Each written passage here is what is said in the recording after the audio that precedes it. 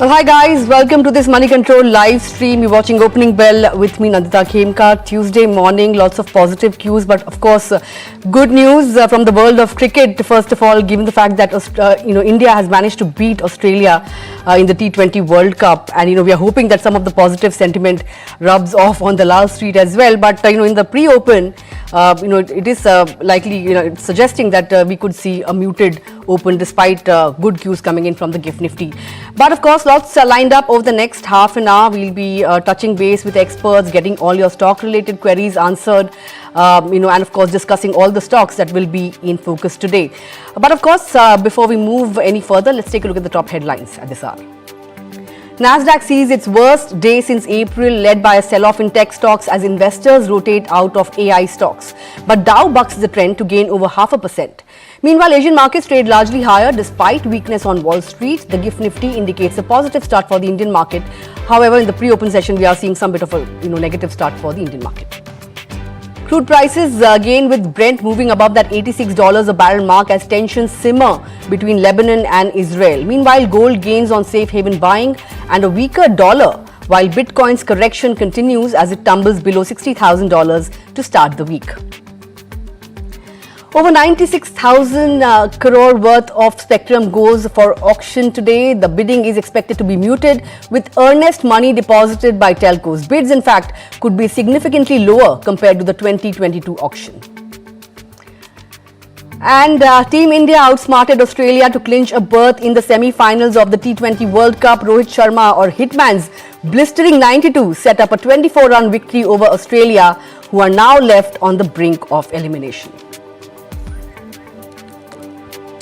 Well, looking at the setup then, now I think when I'm checking the pre-open rates, it looks like we are in for a positive start above that 23,550 mark. If you look at the cues for trade yesterday, we did manage to claw back from the day's low. In fact, we managed to shut shop above that 23,500 mark. Even for the Nifty Bank Index, it came off almost 600 points off the day's low. If you look at some of the top, movers on the index, ICICI Bank, HDFC and M&M, these are some of the stocks that lifted Nifty, while RIL as well as IndusInd Bank, those were the top contributors on the downside on the Nifty. If you look at the volatility index, of course, that has shot up quite a bit, 7% up as we head into the monthly expiry, FNO expiry, that's on Thursday. The put call ratio jumped to 1.14 vis-a-vis 1.04 in the previous session. And if you look at some of the stocks that will be in focus because of adjustments in the FNO ban list, the new additions in the FNO ban list are the likes of PNB as well as SAIL. Still in ban are the likes of Balrampur Chini, Chambal Fertilizer, GNFC, Granules, Piramal Enterprises as well as Indus Towers. Two stocks out of FNO ban, Hindustan Copper as well as Hindustan Aeronautics. Both the domestic institutional investors and foreign institutional investors were sellers in the cash markets yesterday. So DIIs sold shares worth 820 crore rupees in the cash markets, while FIIs have sold 650 stocks worth 650 crore rupees in the cash markets. But of course, let's bring on board then our technical expert for today and get in his thoughts on where the markets are headed from here and what are the kind of levels to watch out for today. Joining me is Milan Vaishnav, who's the founder and technical analyst at ChartWizard FZE. Great to have you on the show. Milan, looking at the kind of movement on the Nifty yesterday, we saw the Nifty in fact move in a 200-point range. All the dips are getting bought into, but do you expect here on to remain range bound, and do you expect the index to take out the previous highs, or how are you really looking at where the markets are headed? Hi Nandita, very good morning to you and all the viewers. The way all dips are getting bought, all up moves are getting sold into as well. So as we are heading into weekly, monthly expiry, and if we go by the options data and overall technical structure on the daily as well as the weekly charts, I am of the opinion that the markets may not show any runaway up move, at least until this expiry. Speaking of Nifty in particular, I believe that It has got a good amount of resistance in 23, 650, 675 zones. So unless that level is taken out comprehensively and with a thrust, I don't expect Nifty to stage any kind of a runaway up move. Moving on to Nifty Bank. Nifty Bank has built up a strong resistance in the 51 900 52,000 zone. So 52,000 is the level where unless it moves above that, I don't see rise in Bank Nifty as well. In a very strong and trending way. The main reason behind is that Nifty Bank particularly is losing relative momentum against the broader market when compared on the relative rotation graph with Nifty 500 as the benchmark. And also the last phase of up move has come on a very strong bearish divergence on the RSI. So by and large, I expect both of the key indices to stay largely in a range until we are through this month's expiry. Right, range-bound trades, of course, both on the Nifty and the Nifty Bank index. But talking about happiest minds, sources suggest that there could be, in fact, a block deal in the counter, wherein promoter Ashok Soota is looking to sell somewhere around 4% stake or thereabouts. Of course, the stock could be under pressure given the fact that we could see higher supply, right? So should one buy into any kind of dip that comes into a trade for this stock? Today, what are your thoughts? Yes, I think one can safely keep buying into happiest minds, but one should do that in a staggered manner. So one can certainly consider putting in some 50% of the available amount if the stock sees a significant dip from the current levels. It enjoys very strong support in 870 to 890 zones. All right. And what about the Borosil? The QIP has opened up. Floor price is at 331 rupees. Board, of course, had approved the fundraising of up to 250 crore rupees via QIP back in January. What would you watch out for here? What kind of levels? Would you expect the stock to head higher, or would you say that there could be some bit of selling pressure here? Overall, I am expecting the stock to try and confirm a trend reversal. Right now, it's under corrective decline. It has got multiple resistances in the zone of 355 to 370 levels. So unless the stock is not above 370, I don't expect any kind of a trending move here in Borosil. All right, no big moves expected in Borosil. Quite a few banks would be considering a fundraise, right? AU Small, for one, will consider fundraise via QIP or private placement or other routes on the 27th of June, and so will RBL Bank. Of course, there is news flow around Bandhan Bank as well this morning. An additional director has been appointed by the RBI on the board to facilitate smooth transitioning at the management level. So RBL Bank, Bandhan Bank, anything that's catching your fancy, what would you do with these stocks? Let me take up Bandhan Bank first. Bandhan Bank first is attempting a trend reversal after staying under a corrective decline since the beginning of this calendar year. So since 2024 beginning, after the stock tested 260 levels, it has been under a corrective decline. So right now, the stock has some resistance near 215. If 215 is taken out on the upside, then we can fairly expect some good trending move in Bandhan Bank. Coming to RBL Bank,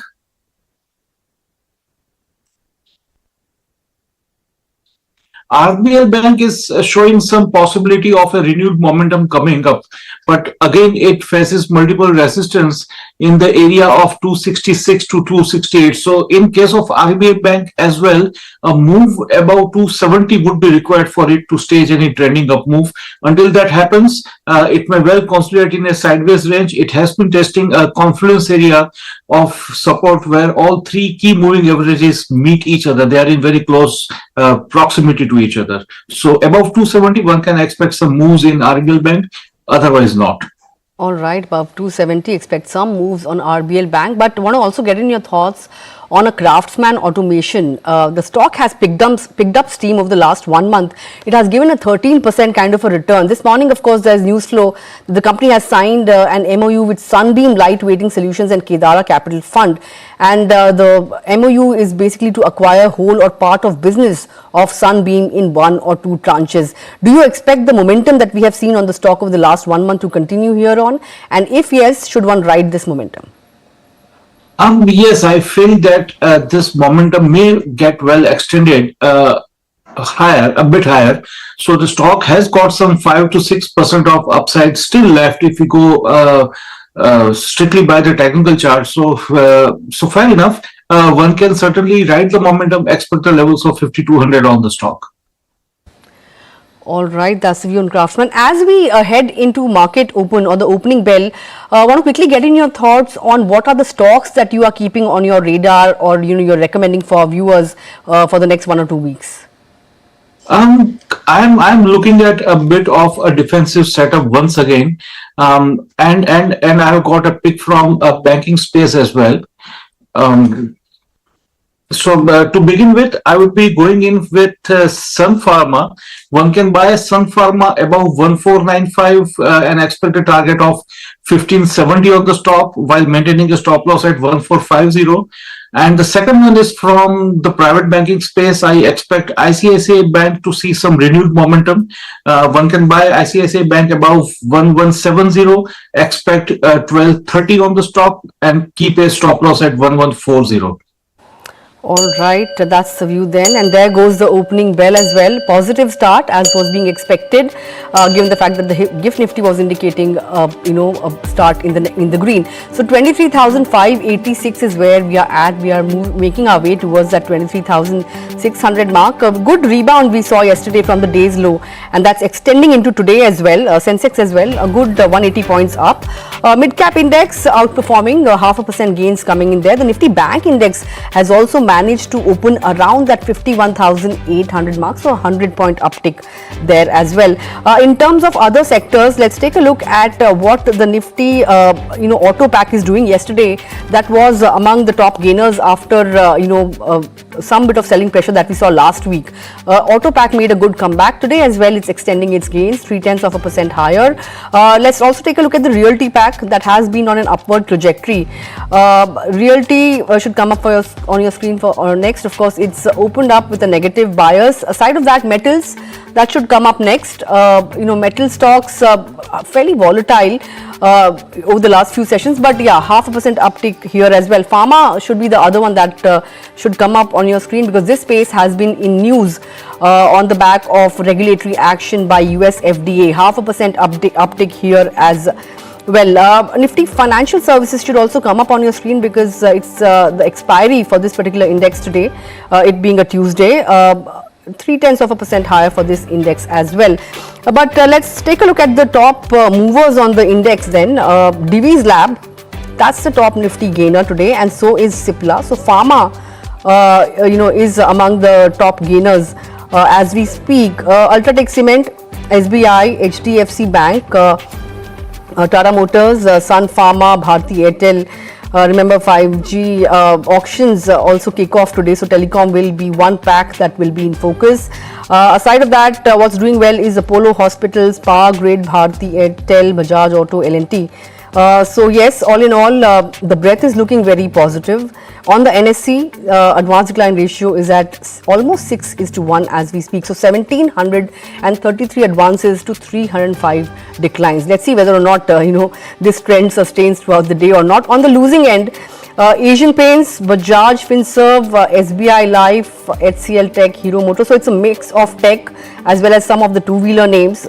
Consumption names like Asian Paints, Titan are some of the other losers, and so is HUL, M&M as well.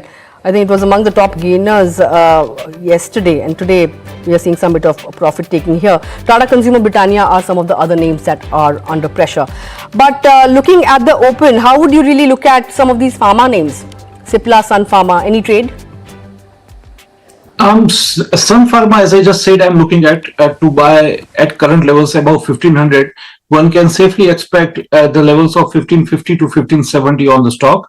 one needs to keep a stop loss of 1450 though.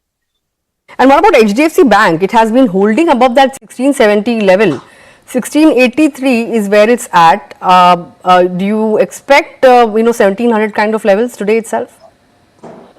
Which stock are we referring to? HDFC Bank. HDFC Bank. HDFC Bank. HDFC Bank has got a major resistance at around 1680. So if 1680 is taken out, the momentum can well get extended. Otherwise, the stock might take a breather around 1680. But yes, by and large, if not today, then over the coming days, 1700 to 1720 is certainly on the cards. Since we are talking about the banking pack, I can spot a query on our feed. This one is coming in from Abhijit, and he wants to know if one can buy SBI at current levels. It's among the top Nifty gainers today. Would you advise?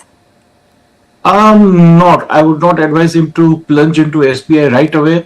I think he should patiently wait, let the stock go above 850 levels where he can contemplate taking a fresh entry. But otherwise, it is well below a major resistance level, which is placed at around 850 levels. All right, that's the view. Hope that answers your query. Railway stocks continue to be in focus. On and off, we've seen the rally continuing, even though we have seen bouts of profit taking as well.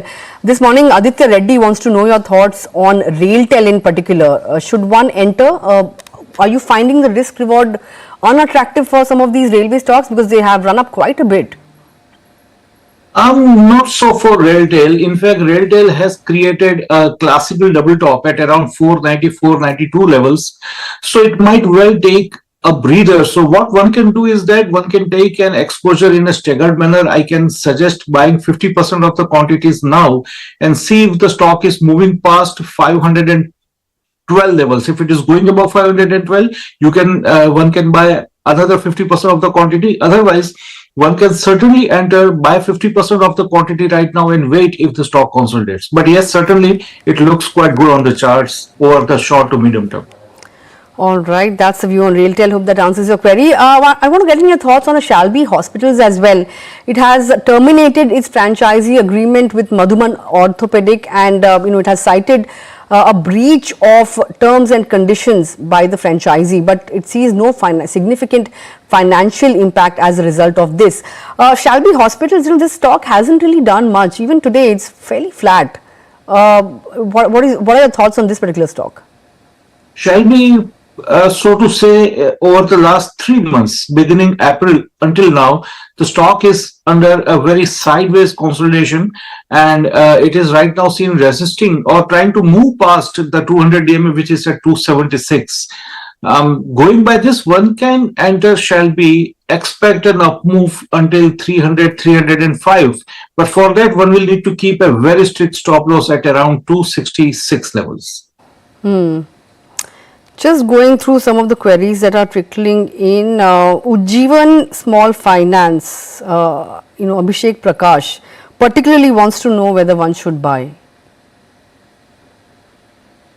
No, I would not suggest entering Ujjivan Small Finance right now. It's below all 3 key moving averages and under a secular decline, so to say.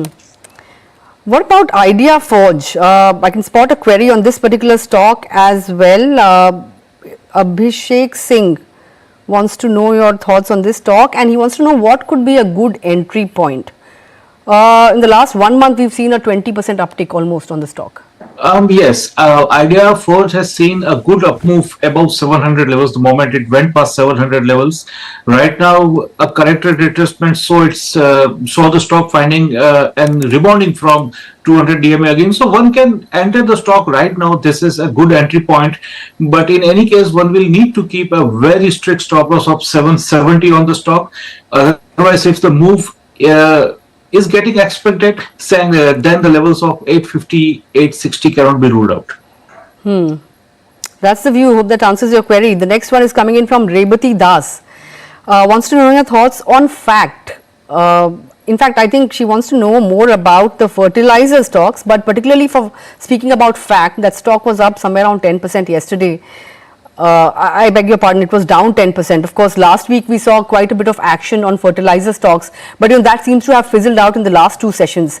Stocks have come under profit taking. Severe bout yesterday, fact was down 10%. But should this dip or should this bout of profit taking be used to get into it, get to these stocks at lower levels? No, in fact, because fact did stage a very strong breakout the moment it crossed above 730 levels. It achieved the price measurement target that one would generally derive by using the classical methods. So I think that so far as fact is concerned, one should consider booking their profits into this stock and then let the stock consolidate a bit. It might spend some good amount of time into a ranged consolidation.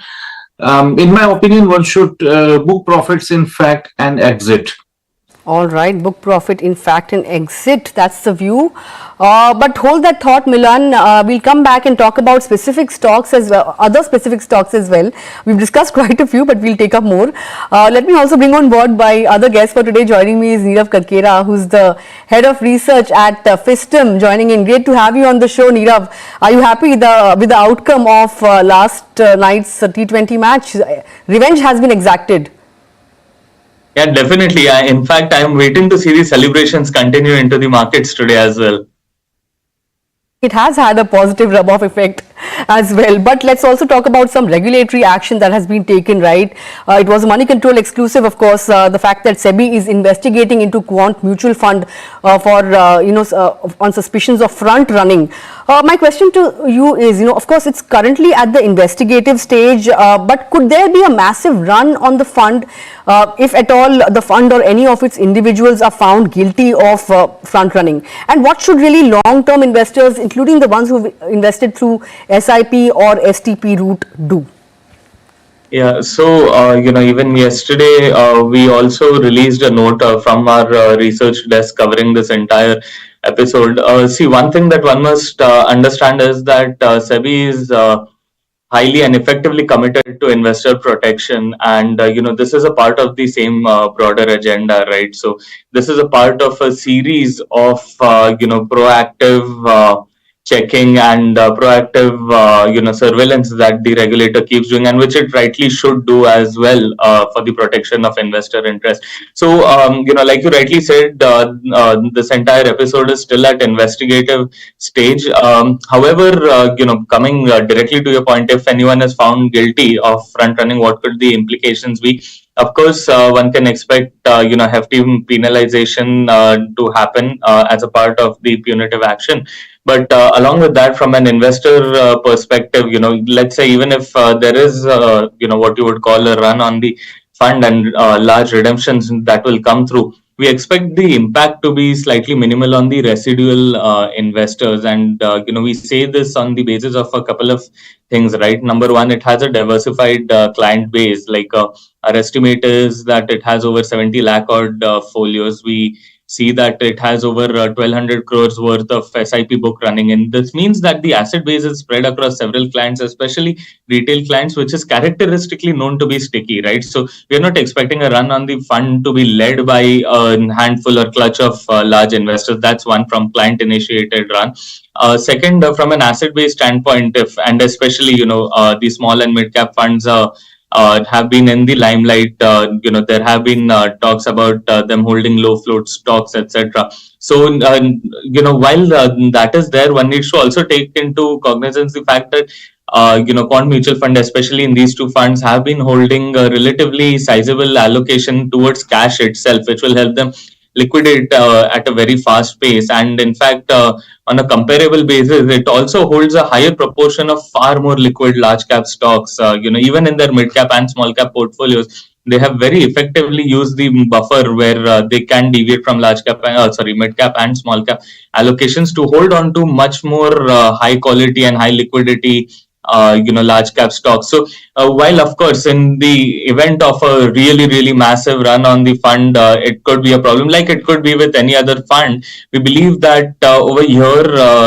even if such a thing happens, and this would happen mainly on the back of negative sentiments, right, more than anything else, so we expect the damage to the residual investors to be really negligible, as the fund can really manage to liquidate holdings and pay off a significant chunk of investors if they were to redeem overnight. So the value at risk, and especially emanating from the liquidity standpoint, is significantly circumvented.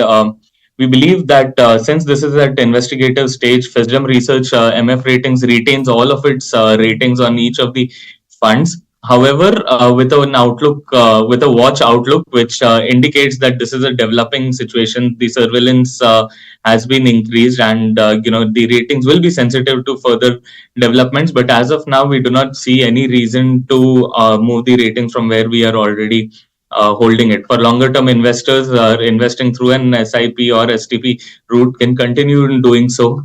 Investors already having investments herein can continue investing, can continue remaining invested in the fund. After all, it may, if one were to think about the trade-offs in terms of exit loads and capital gain taxes that one would ensue versus the risk that is visible right now on the horizon from the current vantage point, the trade-off does not look very effective. Of course, that goes without saying that you must closely watch this entire development as it unfolds. We are actively covering it, and we will be quick to update in case of anything that happens to our investors. All right, we will be watching out for the implications of this investigation that is being carried out by SEBI. But of course, let's talk about the holding company rally that we saw yesterday. Stocks like Bombay, Burma, Bajaj Holdings, 20% kind of an up move. But these stocks aren't really very big on volumes, right? In fact, the companies in which they hold stake, they see bigger volumes. Of course, Bajaj Auto, a case in point, right? So, how would you really look at the entire holding company lot as a pack? Should one, keep these stocks in the portfolio for such sudden spurts? So, like you rightly said, the volumes in these holding companies are typically very low. In fact, that has been one of the key factors why most of these companies have been trading at a discount to their book value. In fact, if you notice, you spoke about a few stocks like Bombay Burma, right, BBTC, which is a holding company in key and highly valuable companies like, let's say, Bombay Dyeing and Britannia. And if you see that their the book value just sheerly by the virtue of their holdings is significantly higher than their current market cap, right? So there's this deviation, right? And a lot of this deviation, or I would call it undiscovered price, is majorly attributable to the low volumes that have been happening on these counters, right? In fact, and now for low volumes, one may wonder, why are the volumes so low if everything's so visible out there? It is because of the low float that is very characteristic in holding company stocks. So in fact, when this announcement came through, where SEBI is proposed the framework for an open-banded call option on these companies, which is expected to occur on in the month of October this year itself, basis the latest audited financial statement. The expectations are that there would be a price re-rating that will happen in most of these stocks, and what once was quite the liability for these holding companies, that is low float, turned out to be quite the lever for the price uptick that we saw, right? So considering that the low float remains a reality even now, with investors suddenly shifting focus towards it, and the sudden spike in interest, it did not take much to really shoot the prices up there, right? So what has been a key reason, a key detractor till a couple of months back, today is a key lever for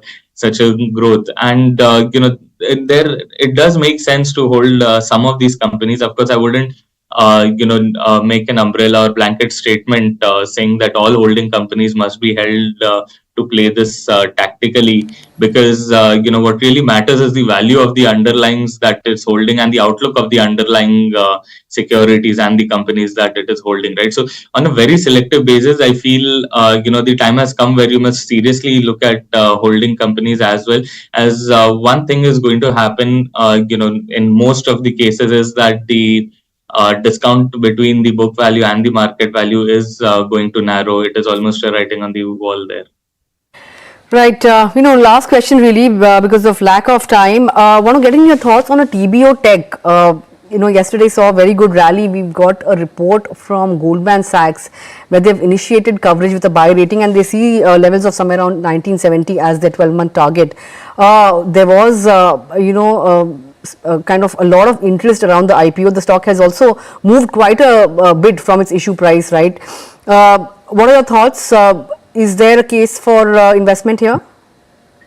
So TBO Tech remains a fundamentally strong company. Even we view the company favorably. I feel GS also covered quite a bit of ground there in the report. In fact, a few things that one must take note while looking at TBO is, especially from a top-bottom view, right? You look at the top, it operates in an industry which is highly unorganized, fragmented, which creates a very clear roadmap for growth for structured and more organized players. So that's one. Second, this business is pretty rich in terms of in terms of operating leverage, right? This is an operating leverage rich business, and TBO Tech seems to be cracking the game there, and it has been working in its own favor. In fact, the operating leverage game seems to be contributing significantly to its bottom line ramp up and earnings outlook as well. So that becomes a key lever over there. Apart from that, if you look at the way the business has been run, you look at the balance sheet. It is a pretty healthy balance sheet. No, very limited cause of concern, I would say, around the balance sheet. Next, of course, on the macro side, you have the tailwinds of the industry, and you see it is operating in the B2B segment, which is expected to be less cyclical. And unlike other players who operate in the B2C travel segment, you can see less cyclicality here. There is more heft in the cash flows. In fact, a very important point that was also highlighted is that it's free cash flow to PAT has been really healthy, and the outlook also remains really positive. So a culmination of a healthy balance sheet and the runway for earnings growth and the operating leverage culminate into this outlook of free cash flow continuing to sustaining at attractive levels, especially relative to the bottom line. So all in all, from a financial business profile standpoint, and from a top-bottom view as well, TBO Tech does indeed look favorably poised for growth. Right now, we expect a price revision on the upside, and majorly fueled by an earnings upgrade in the quarters to come. All right, fundamentally well poised, and expect earnings upgrades here as well. But with that, Nirav, I'm afraid we are running out of time. Would like to thank you for taking our time and joining in and sharing your thoughts this morning. Look forward to our next chat as well. Likewise, thank you. Thank you. Well, with that, let me quickly go back to Milan. Milan, just spotted a query on Zomato. The stock, of course, has been on an upward trajectory. Entry point? Zomato, one can enter right now. The stock is testing its minor double top resistance. So while placing a stop loss below 188, one can enter Zomato, stay invested for some time, and some levels of 220, 225 can be expected if it is able to take out 205 levels on the charts. All right, above that 200 level, very close to 52-week highs as well, and that's the view on Zomato. But with that, Milan, I would like to thank you for taking out time and joining in. We've come to the end of the query segment, and of course, we've already discussed a whole host of stocks with you. But thank you for taking out time, and look forward for our next chat as well. Well, with that, of course, we are leaving the market in good stead. In fact, we did hit that 23,600 mark on an intraday basis. In fact, just a while ago, we are holding out around that 23,580 mark. The bank Nifty as well, fairly active, upbeat around that 51,900 mark as well. Not very far away from its life highs, 52,000, who knows. That could become a reality today itself. But with that, we are completely timed out on this edition of Opening Bell. I would like to thank you for taking out time and watching our show. Of course, stay tuned to Money Control. Lots lined up. We have a new IPO that has opened up, Allied Blends. We will be touching base with the management at 11 a.m. Don't forget to tune in, and of course, don't forget to log on to moneycontrol.com and see what brokerages are saying about this particular IPO as to whether one should invest or not. Thank you and goodbye.